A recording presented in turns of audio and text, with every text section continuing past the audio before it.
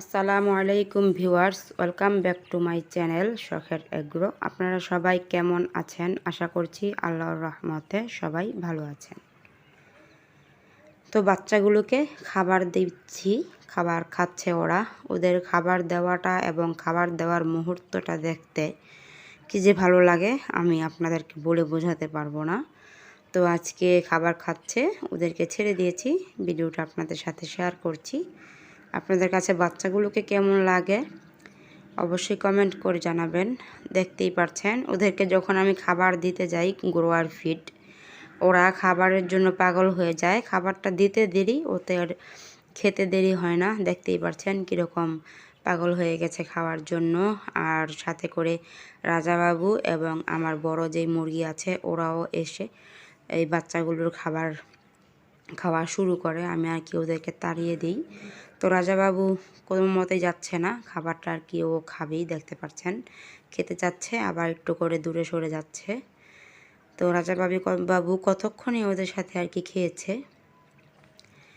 তো খাবার দেওয়ার পর বাচ্চাগুলোকে, অনেকগুলো বড় মুরগি আছে যে খাবারগুলো খেয়ে ফেলে, এর জন্য আমি খাবার দিয়ে কতক্ষণ সামনে বসে থাকি যাতে বড় মুরগিগুলো যখন খাবার খেতে আসে তখন আমি তাড়িয়ে দিতে পারি। কেননা বাচ্চাদের খাবার বড় মুরগিগুলো খেয়ে ফেলে তো বাচ্চাদের আর পেট ভরবে না। আর বাচ্চাদের জন্যই আমি গ্রোয়ার ফিড নিয়ে আসি, যেই বাচ্চাগুলো নাকি 1.5 মাস বয়সের বেশি হয়েছে তাদের জন্য। আর প্রথম দিন থেকে 1.5 মাস বয়স পর্যন্ত আমি সোনালি স্টার্টার ফিড খেতে দিই।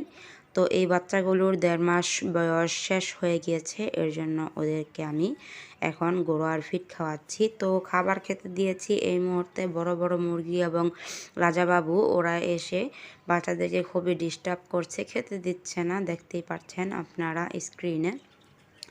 তো প্রত্যেক দিন খাবার দিলে এরকমই করে, আমি খাবার ওদেরকে দিয়ে তারপর সামনে কতক্ষণ বসে থাকি যেন মুরগি এবং মোরগ ওরা এসে খাবারগুলো খেতে না পারে, কেননা ওরা তো খেয়ে ফেললে বাচ্চাগুলোর পেট ভরবে না, এর জন্য আর কি।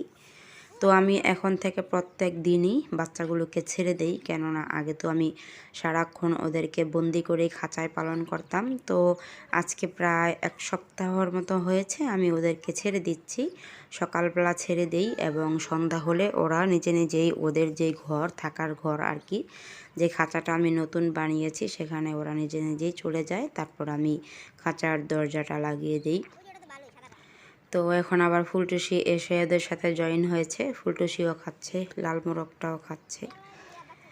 তো একজন ভিউয়ার্স লাল মোরগটার নাম যেন কি রাখতে বলেছিলেন, আমার ঠিক মনে নেই, তো কমেন্ট দেখে ওর নামটা আমি রাখবো। এই যে এখানে দেখেন ছোট বাচ্চা এবং কি আমার ঢেকি মুরগিটা মারামারি লেগেছে, এখানে রাজাবাবু দাঁড়িয়ে আছে। তো আজকে আমি ছোট বড় সবগুলো মুরগিকে ছেড়ে দিয়েছি, শুধু সুরমা সুন্দরী এবং সুরমা সুন্দরীর বাচ্চাদেরকে আটকিয়ে রেখেছি। ভিডিওটা এখানে শেষ করছি। সবাই ভালো থাকবেন, সুস্থ থাকবেন। আসসালামু আলাইকুম।